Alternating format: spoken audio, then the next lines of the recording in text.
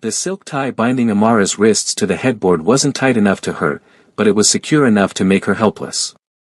Minjun's dark eyes roamed over her like a physical touch, drinking in every inch of her exposed skin in the dim light of his bedroom. "Say it again," he commanded, his voice a low rumble that sent shivers down her spine. His fingers traced a slow path from her ankle up her calf, her thigh, stopping just short of where she desperately wanted him to touch. "Minjun, please," Amara breathed, her back arching involuntarily. "Not that." His hand splayed possessively across her stomach. "The other thing.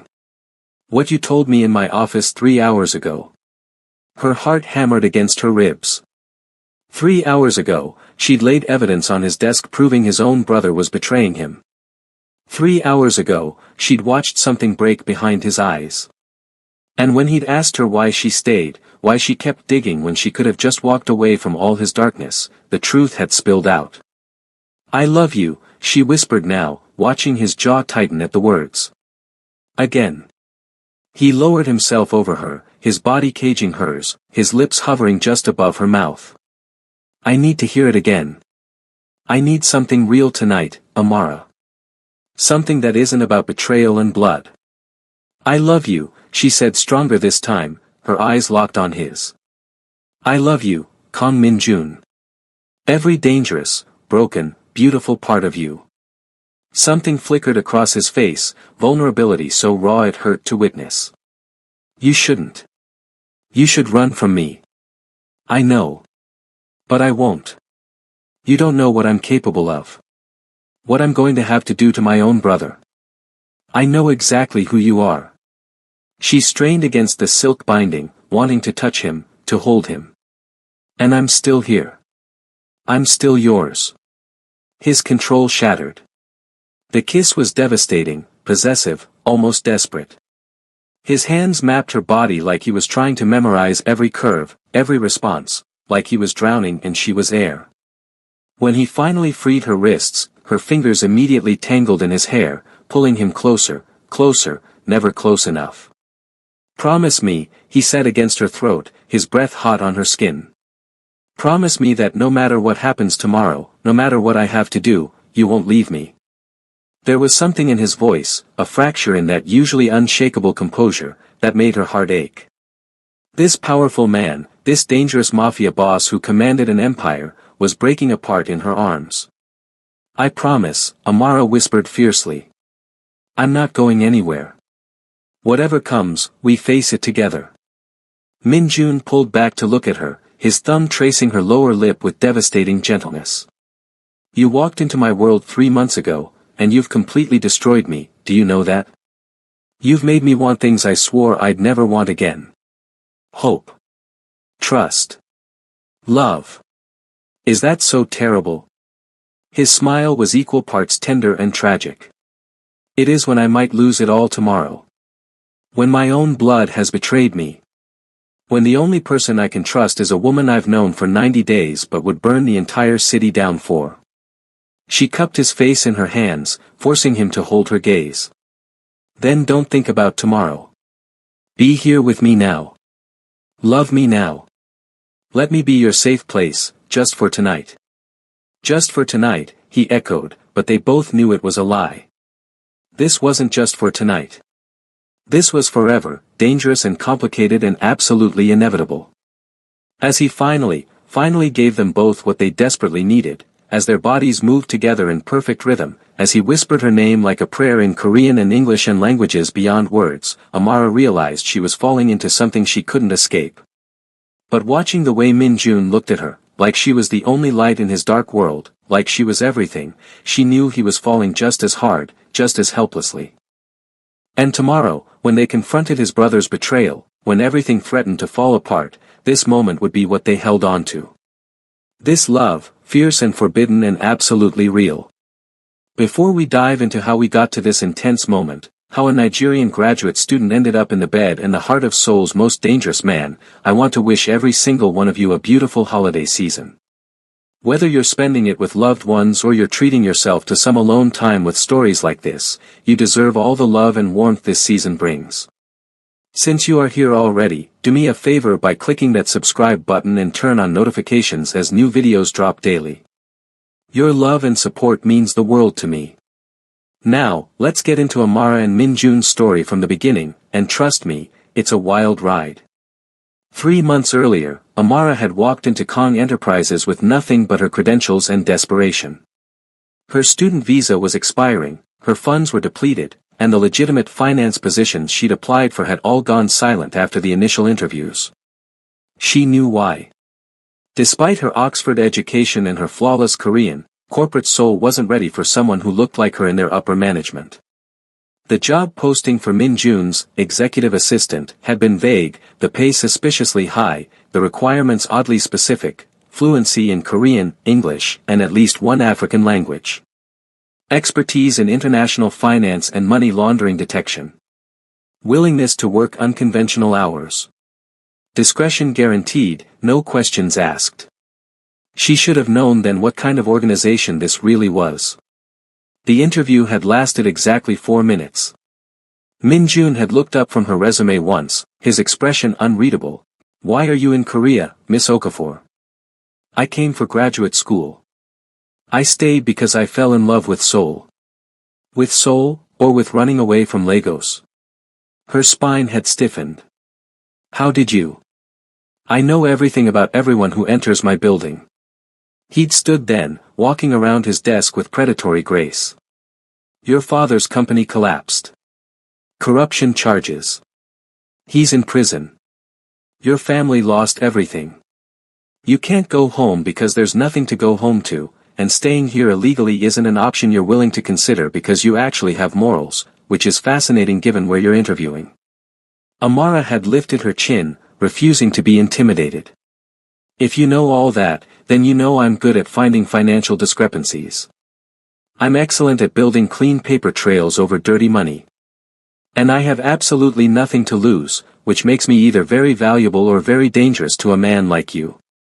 Minjun had smiled then, genuinely smiled, and it had transformed his entire face. "You're hired. Start Monday. And Miss Okafor? In my world, the most valuable assets are always the most dangerous ones." That was how it started. 3 months of late nights, coded transactions, meetings with men whose eyes were as cold as their handshakes.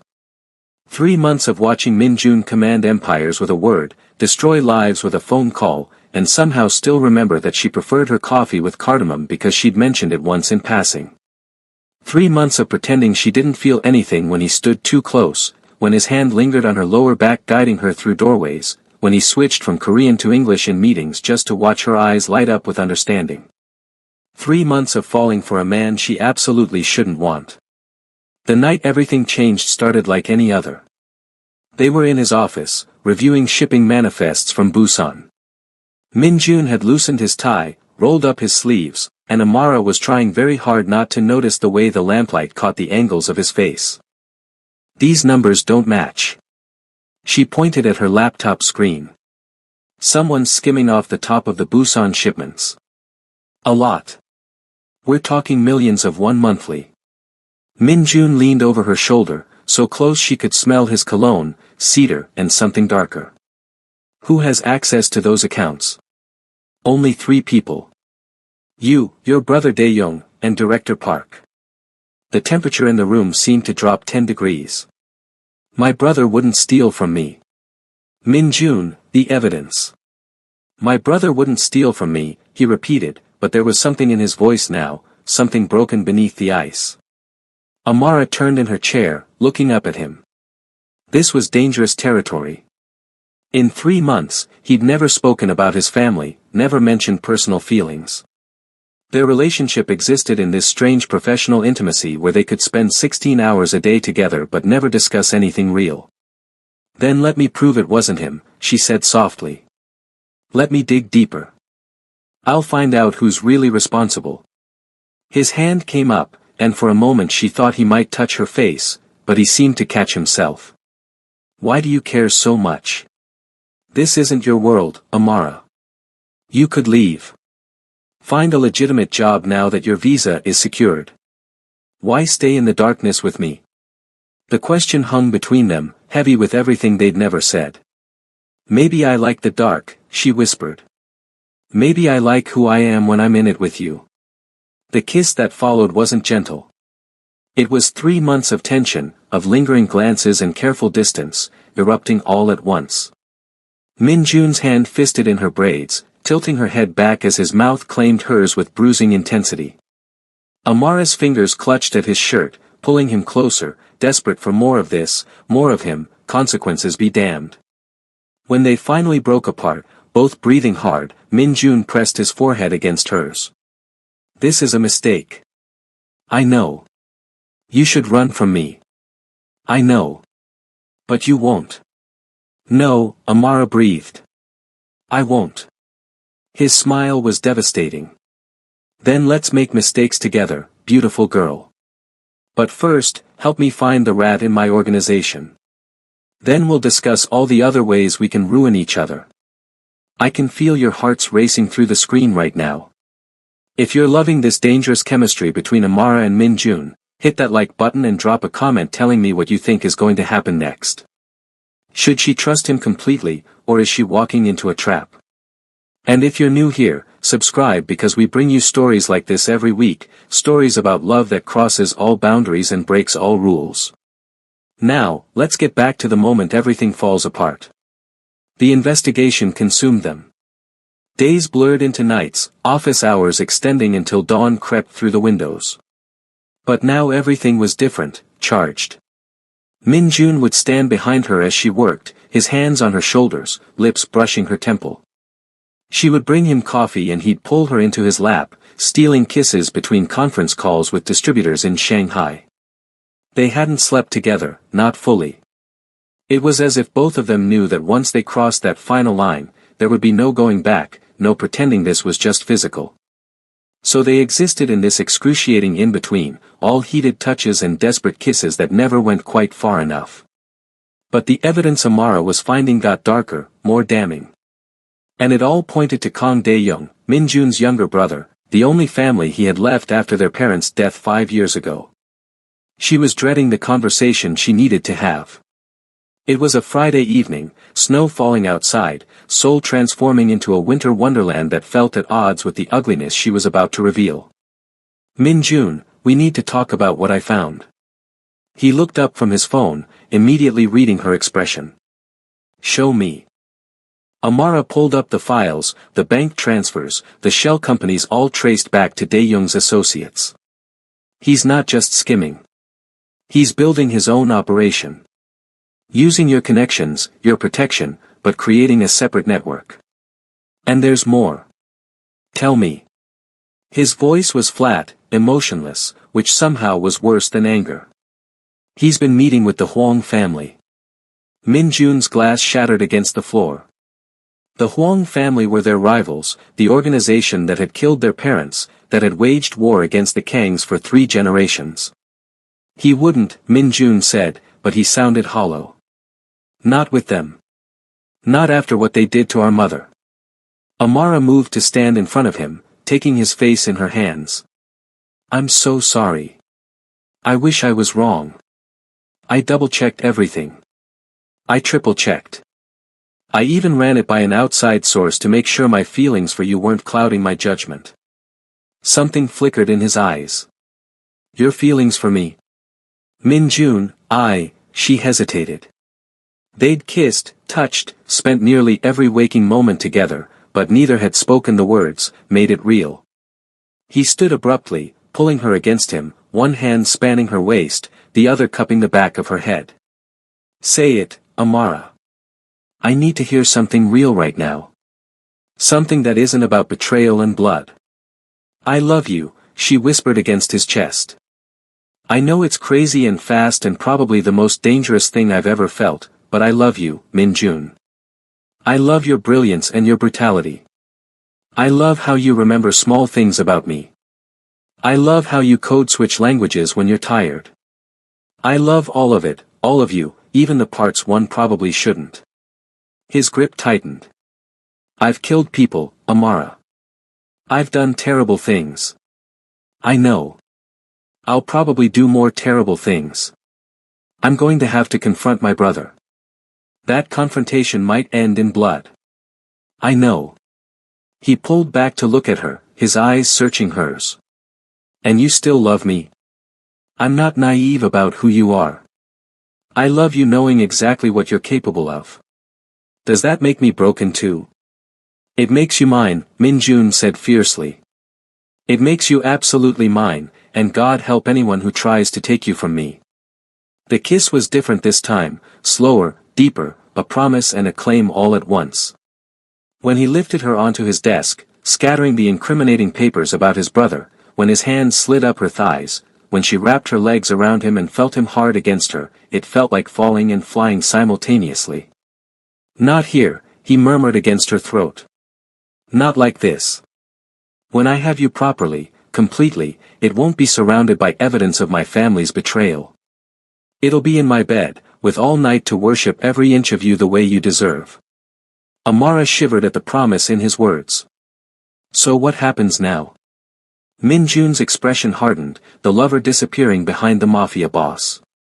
Now I invite my brother to dinner and give him a chance to explain himself before I decide whether he lives or dies. The family dinner was set for the following Tuesday at Min-jun's private residence, a stunning Hanok-style house in Bucheon that somehow managed to feel both traditional and modern. Amara wasn't supposed to attend, it was family business, but Min-jun had insisted. You stay by my side, he told her. Always now. I trust you more than my own blood, which should terrify me, but somehow it doesn't. Dae-young arrived exactly on time, all easy smiles and expensive streetwear, looking nothing like a man plotting against his own brother. He was younger than Min-jun by 3 years, handsome in a softer way, without the sharp edges that made Min-jun so dangerous. His eyes widened when he saw Amara. Hyung, you didn't mention you were bringing your assistant. Amara isn't just my assistant anymore, Min-jun said calmly, his hand settling possessively on her lower back. She's under my personal protection now. Anything you say to me, you can say in front of her. Something flickered across Dae-young's face, too quick to read. Personal protection. That's quite the promotion. Congratulations, Amara SSI. They sat for dinner, an elaborate spread that none of them really touched. The tension was suffocating. Amara watched both brothers, seeing the resemblance and the differences, the way they moved around each other with practiced caution. Finally, Min-jun set down his chopsticks. The Busan shipments. The missing money. Want to explain? Dae-young went very still. Hyung, I don't know what. Don't insult me by lying. Min-jun's voice was soft, deadly. I have bank records. Shell companies traced back to your associates. Meeting logs with the Huang family. Don't lie to me. The younger brother's expression shifted, the easy charm falling away to reveal something harder underneath. You had me investigated.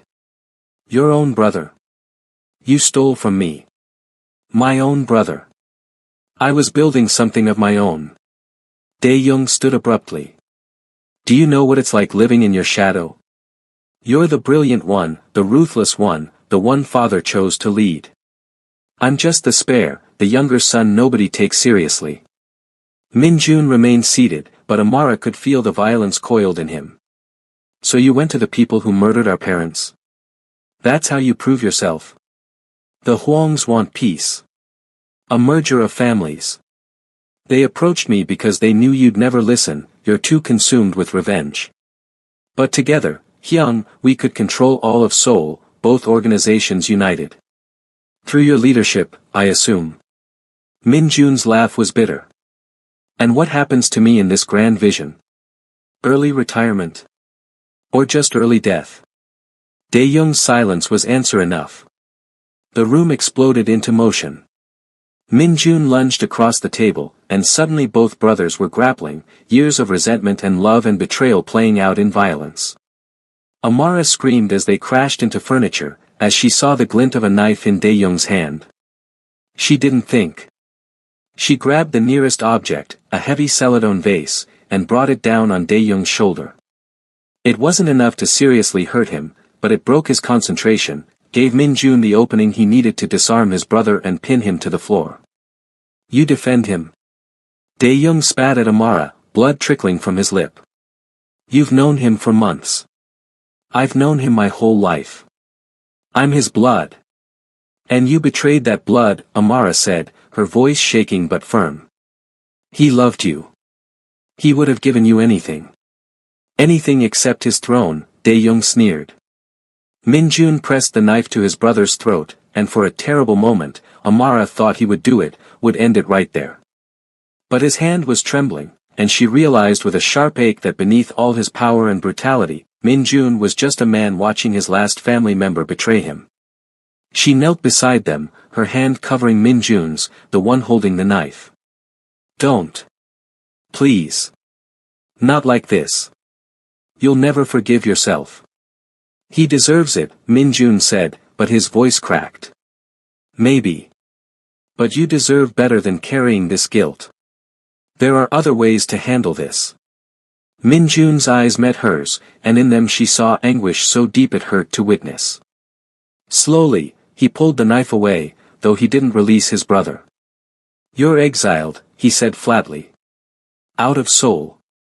Out of Korea. I'll give you enough money to start over somewhere far from here, but if I ever see you again, if you ever contact me, if you ever even think about coming back, I will kill you. Family or not, I will end you. Do you understand? Dae-young's laugh was hollow. So merciful, Hyung. I'm sure she's very impressed with your restraint. Don't speak about her, Min Jun snarled. Don't even look at her. She's the only reason you're still breathing. After Dae-young was escorted out by Min Jun's men, with instructions to put him on a plane to somewhere distant by morning, the house fell silent. Amara found Min Jun standing at the window overlooking his garden, snow falling softly outside, his shoulders rigid with tension. You should leave me too, he said without turning around. Everyone I love either dies or betrays me. You should run while you still can. Amara walked to him, wrapping her arms around him from behind, pressing her cheek against his back. I'm not running. I'm not betraying you. I'm staying right here. Why? His voice was raw. Why would you choose this life, choose me? Because when I'm with you, I feel alive for the first time since my world fell apart. Because you see all of me, the broken parts and the strong parts, and you want me anyway. Because I know you, Min Jun. I know you're ruthless and dangerous, but I also know you remember I like cardamom in my coffee. I know you code switch when you're tired. I know you just spared your brother's life because somewhere under all that armor, you still have a heart. And I want that heart. I want all of you. He turned in her arms, and she was shocked to see tears on his face, this man she'd only ever seen in control, breaking open before her. I love you, he whispered. I didn't think I could anymore, didn't think I had that capacity left. But I love you, Amara. Terribly. Completely.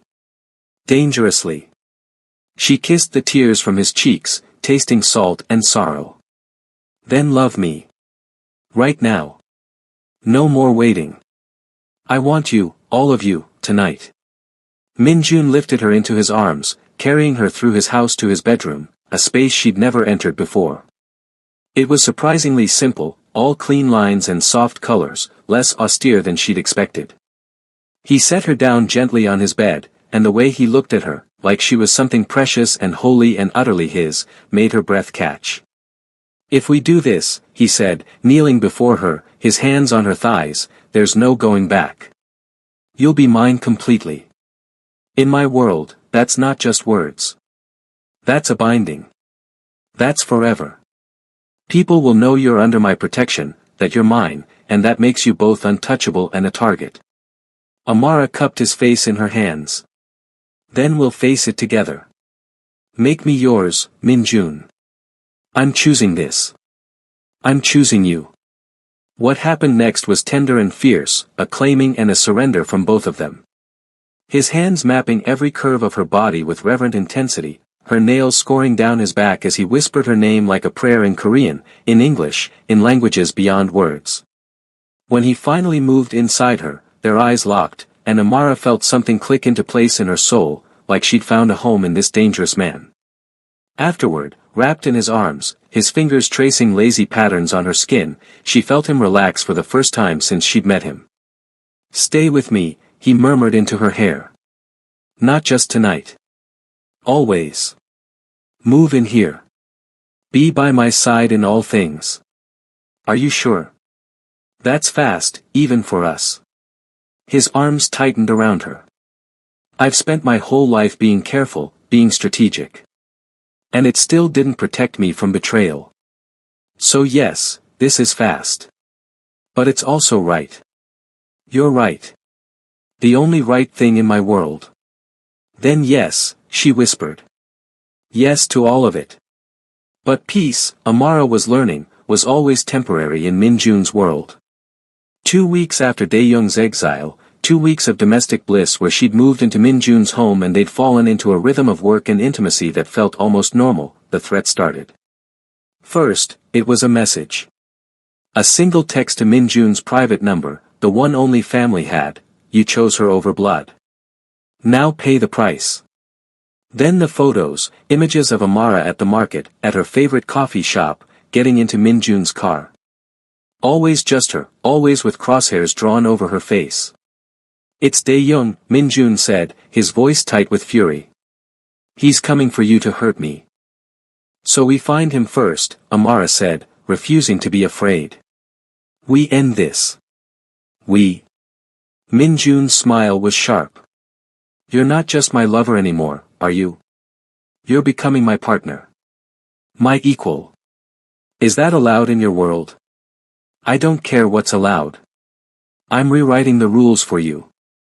They tracked Dae-young to Bangkok, where he'd apparently connected with a rival organization and was planning something catastrophic, an attack on Minjun's primary operations in Seoul timed for Christmas Eve. The confrontation, when it came, was in an abandoned warehouse near the Han River, dramatically lit by the city's Christmas lights reflecting off the water. Dae-young had brought 10 men. Minjun had brought 20. But it was Amara who walked forward first, unarmed, into the space between the two groups. "This is insane," she called out to Dae-young. "You're brothers. You're all each other has left. Is pride really worth all this blood?" Dae-young's laugh echoed in the empty space. "You think you know us? You've been in his life for months. I've been there for 27 years. He's incapable of sharing power, incapable of seeing me as anything but the spare. So prove him wrong," Amara challenged. "Not by destroying what your parents built, but by building something worthy yourself. You have the seed money he gave you. You have connections. Start over properly, not with revenge but with vision. Why do you even care?" Dae-young demanded. "I threatened you. I put crosshairs on your face." "Because he loves you," Amara said simply, gesturing back at Minjun, "and he's breaking apart trying to choose between justice and family. Because I know what it's like to lose everything and have to rebuild. Because tonight, all this violence, it doesn't have to be how this story ends." There was a long, terrible silence. Then Dae-young lowered his gun. "You're either incredibly brave or incredibly stupid," he said to Amara. "Probably both," she admitted. Minjun stepped forward, standing beside her, presenting a united front. "I should have seen you, really seen you, not just as my younger brother but as your own person. I should have given you real responsibility, real power, not just orders. That's on me." Dae-young's expression wavered. "Hyung. But you," Minjun continued, his voice hardening, "you went to our parents' murderers. You threatened the woman I love.